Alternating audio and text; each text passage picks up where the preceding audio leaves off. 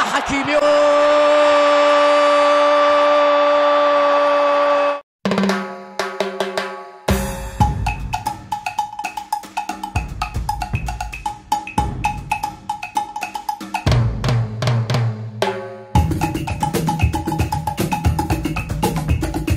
السلام عليكم، مرحبا إخواني أينما كنتم، مرحبا بكم في فيديو جديد.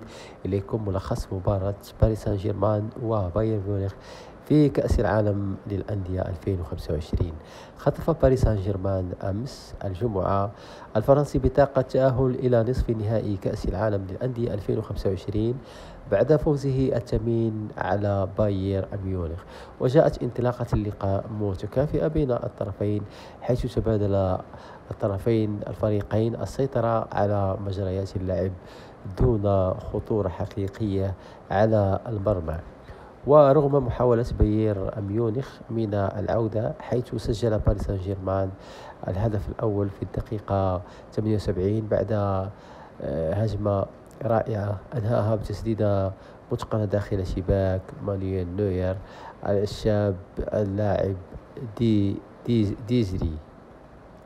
ورغم محاولات بايرن ميونخ من الرجوع والعودة في النتيجة، إلا أن البديل عثمان ديمبلي أنهى كل الأمال الألمانية بهدف قاتل في الدقيقة 90 بعد انفراد صريح أنهاها ببراعة ليؤمن ببطاقة العبور للنادي الباريسي.